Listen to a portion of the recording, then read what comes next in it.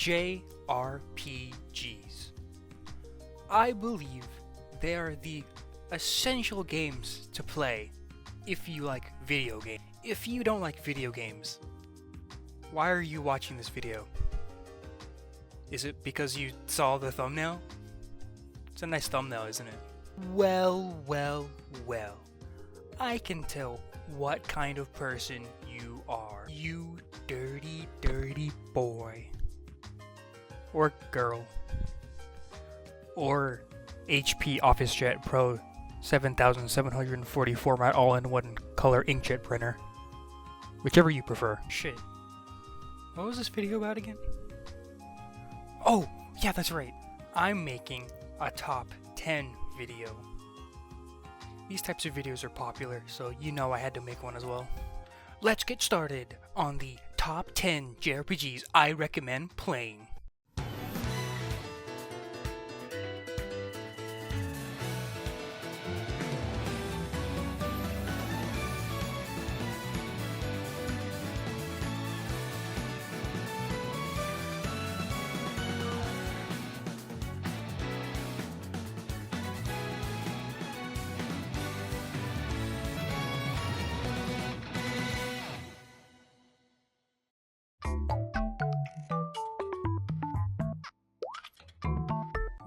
Mopia is kind of self-explanatory. An RPG with Miis. Mopia is a fun RPG that does not take itself seriously and is super lighthearted and goofy and all around just a good time. There is so much content to this game that I'm not even finished with it yet.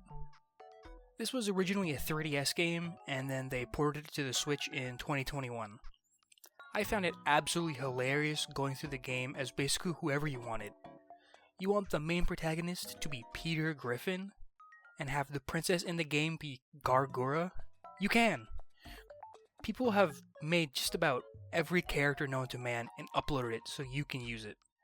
The possibilities are quite literally almost endless.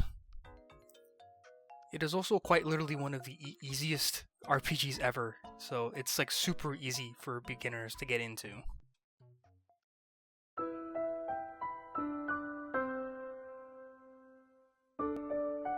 The Final Fantasy series has a bunch of games. Like, a bunch. There's so many that it takes more than a singular year just to play even half of the games. In the main numbered games alone, there is like 500,000 games. Now, if you're wondering why I chose specifically Final Fantasy X and not something like Final Fantasy XVI or Final Fantasy VII, the answer is quite simple. I am currently playing through Final Fantasy X, and I'm having a blast playing it so far. I'm not even done with the game. I had to take a hiatus on playing it because of another RPG series that is also on this list. I haven't even touched 16 yet because I'm trying to play all of the number series in order, so I'm not getting to 16 for like another 20 years. All that aside, as I've said, I've been having a blast with Final Fantasy X so far, and I find it to be a fun, enjoyable game for somebody who wants to get into the Final Fantasy series but doesn't want to start with one. So far, all the characters are great, I don't hate any of them so far, and the game is super fucking easy.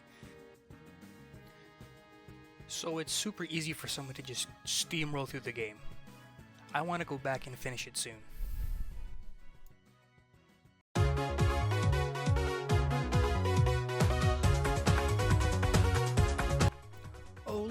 It's good old Mario, probably one of the most recognizable mascots in the known multiverse. I could call up my boy Glip Glop from Universe 37 and he'd be like, "Oh shit, that's Mario, that's my homie." Thought it would be a good idea to give Mario his own RPG series. Well, it's gotta be the people who created him, so I don't even know why I asked that question. So far, they have made several Mario RPGs. Super Mario RPG. Great name, guys. The Paper Mario series. Another great name, guys. And finally, the gaming series at our number 8 slot. The Mario and Luigi series. The Mario and Luigi series are my personal favorites, and long story short, This series is the main driving force of why I love RPGs in the first place. The game I am personally recommending is the first game in this series, Mario & Luigi Superstar Saga. Specifically the remake version on the 3DS, mainly because of the enhancements, graphical upgrades, and just because it's on a somewhat newer piece of hardware. The game series is kind of easy to get into, mainly because all but one game can be played on the 3DS, plus it's Mario and Luigi. Who doesn't love Mario and Luigi? If I see any Luigi slander, I will destroy you. The 3DS version of the game is somewhat pricey, but I still recommend picking it up and trying it out.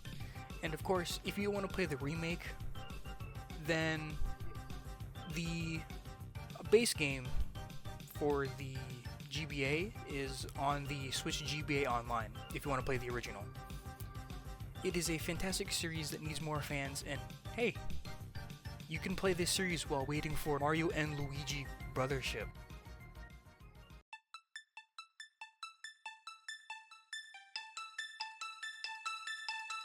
Sea of Stars is one of the newer games on the list, releasing just last year, but oh boy, is this one of the best games that I have ever played, and no joke. And here's the catch. It's an indie game. It's not made by some giant AAA studio, and it is probably one of the best games to come out last year. I love everything about it. The graphics, the music, the gameplay, the story, everything about this game is just perfection. The gameplay is similar to Mario & Luigi, the last intro on this list, and Chrono Trigger, the game that I consider to be the best Jrpg of all time. It's relatively short, but it's packed with so much content, and for story reasons, I highly recommend doing absolutely everything in the game, because you will not regret it. Just because it's one of the newer games on the list, doesn't mean that it's expensive. It's only about $35, and it's on just about every console and PC. It's super accessible, and I highly recommend it. You will not be disappointed when you pick up and play it.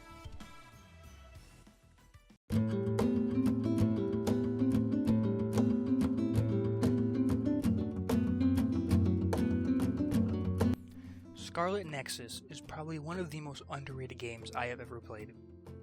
The way it flew under the radar is criminal, and I will not stand for it. It is absolutely a game that everyone should play. I constantly harass my friends to play the game. It's not working, but one day it will. I bought the game on launch, and it is one of the most fun games I've played in a very long time. I will never stop singing its praises, and I will continue to do so. I love every single pixel in this game. The characters are super well written and all have personality. The world building is actually out of this world. It's so fucking good, and I'm so invested in the world and how it became to be. The gameplay is great. It's not a traditional turn-based like most of the games on this list, but I think that's where it shines the most. The amount of style that this game has is insane. Who doesn't love a cyberpunk post-apocalyptic game? This game is criminally underrated, and I pray to the gods above that Scarlet Nexus eventually gets the sequel that it deserves.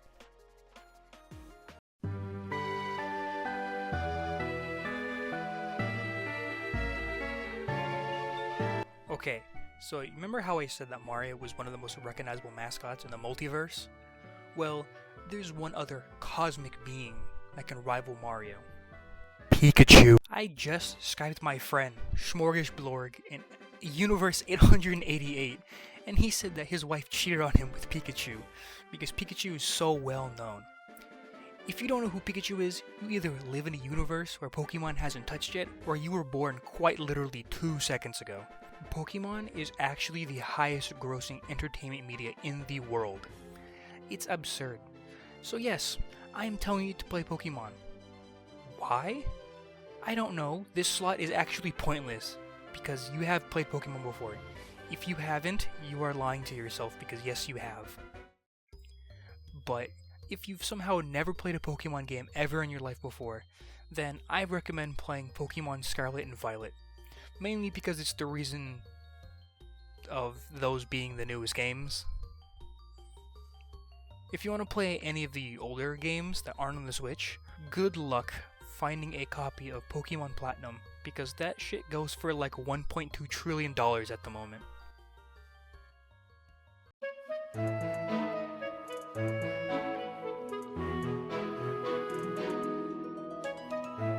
A staple RPG to have in your collection is definitely Fire Emblem. Fire Emblem is in my top 3 franchises of all time, so I have a lot of experience on this series. Honestly, you could play almost any Fire Emblem game that came out after 2012, but in my honest opinion, by far the easiest one to get into is Fire Emblem Three Houses. It is honestly not my personal pick, however, there are many reasons why this game should be your first game. The gameplay is a lot simpler than older games. It's on the Switch, so it's pretty easy to find, and the game is pretty fun.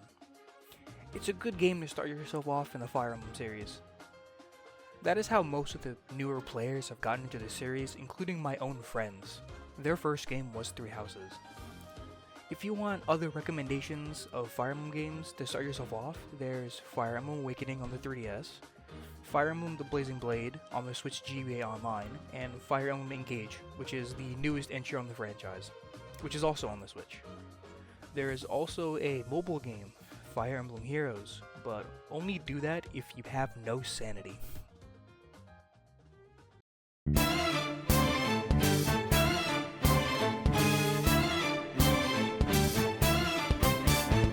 You all knew this was coming. Persona. Persona is probably one of the most popular current RPGs in the modern genre. I'm not gonna sugarcoat it. Persona 5 Royale is probably the absolute best game to start playing if you've never touched a JRPG in your life. Do I think it's the best Persona game? Absolutely fucking not. But there's no denying that Persona's power is just absolutely crazy compared to every other JRPG. Just about everybody I know has started playing Persona games with 5. It's now on every modern console, so it's never been easier to pick up the game. Since it's been out since like 2016, it's constantly like $20 and it's easily one of the longest JRPGs to date. It took me about 120 hours just to finish one playthrough of the game. If you don't have that much money or you want a game to hold you over for ages, Persona 5 Royale is the game for you. Just please don't go around saying that Joker is literally you.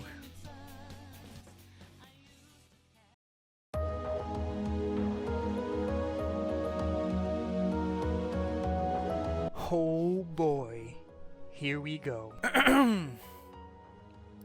To put it lightly, play trails. But there's so many, which one do I play? All of them. I originally wrote them off as just another PlayStation JRPG.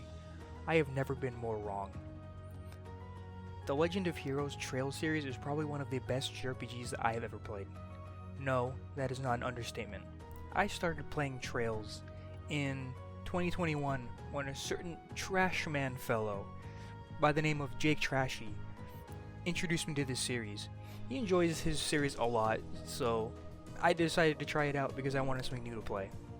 Little did I know that I would be thrust into one of the biggest, most expansive stories in any JRPG series. Currently, as of this video, there are 12 games spanning the series. Kai no Kiseki, the 13th game, is currently not out and only has like small clips of footage.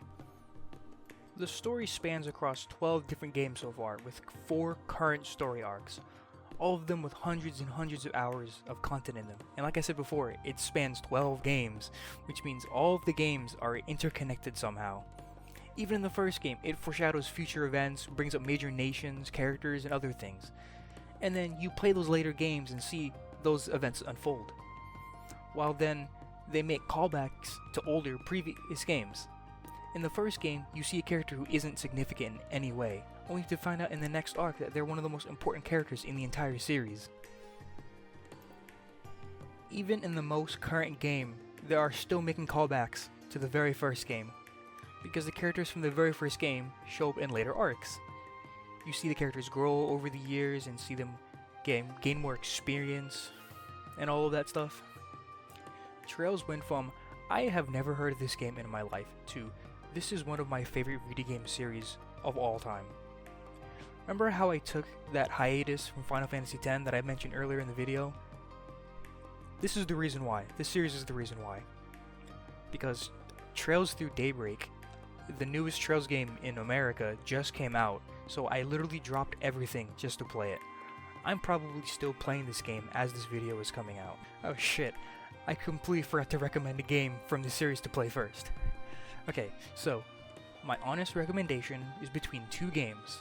The first game in this series, Trails in the Sky, or the sixth game in the franchise, Trails of Cold Steel 1.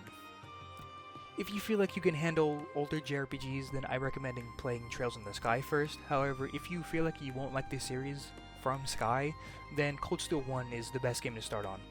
That is the game that I started on, and I've loved every single game since playing it. However, I do recommend going back and playing the Sky Trilogy and then the Crossbell Duology before starting Trails of Cold Steel 3. Wonderful game series that I recommend everybody get into.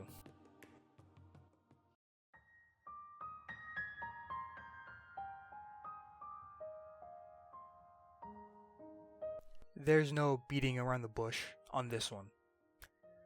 The Xenoblade Chronicles series is my favorite series ever. For those who know me, this being at number 1 should not be a surprise whatsoever. So what's there to like about Xenoblade? It's just a Nintendo game filled with British people and over-sexualized women. First of all, shut up. Second of all, the series is much more than that. In terms of world building, the lore of the series, the gameplay, the story, the characters, the graphics, the scale of the game, the voice acting, the music, and all that other stuff makes up the game. Xenoblade has it all, and it is an absolutely fucking amazing in every aspect. Each game is so different yet so similar to each other. Each game has a different world setting, different characters with different ideals and different goals. If you remove the Xenoblade title from every game, they could all be completely different games, unrelated to each other. And that's where the magic comes in. Even if they are widely different from each other, they all come together perfectly. In Xenoblade 1, the entire game takes place on bodies of giant dead gods. In Xenoblade 2, the entire game takes place on giant living creatures that circle a giant grand tree. And in Xenoblade 3, the entire game takes place on a war-torn continent. Each game has widely different set pieces, yet they all seem to fit together so nicely as they're all connected. To put it very simply, the series is beautiful in every way that you can think of. The characters in the writing, their goals and their emotions from the events that unfold before them. The world and how it is so alive and how it changes around you as the game progresses. The music to go with each new area you visit. The story and the messages that this game tells. Xenoblade 1 and its story of making your own fate and not bowing down to one single being, having your own free will to choose. Xenoblade 2 and its deep messaging of acceptance, survival guilt, depression and loss, and having to rise up from your lowest of lows in order to become your best selves. And Xenoblade 3, where you have to come to terms with what happened in the past and not dwell on it. Don't live in the past. Look towards the bright future ahead of you. I could go on for hours on this series.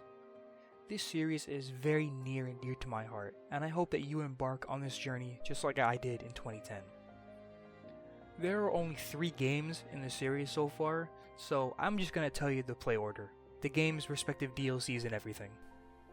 Xenoblade Chronicles 1, then Future Connected, a side story that takes place after the events of 1. Xenoblade 2, then Torn of the Golden Country, 2's prequel DLC which takes place 500 years before the main game's events. And then Xenoblade 3, and then, lastly, Future Redeemed, which is not only the conclusion to the game's story, but a conclusion to the amazing story that Xenoblade Chronicles led up to now. It is the actual finale to the entire series. Oh man, that was a lot of talking. I hope this video didn't bore you guys too much. I had fun making this video, and I plan on making more like this in the future. So stay tuned and have yourselves a damn good one.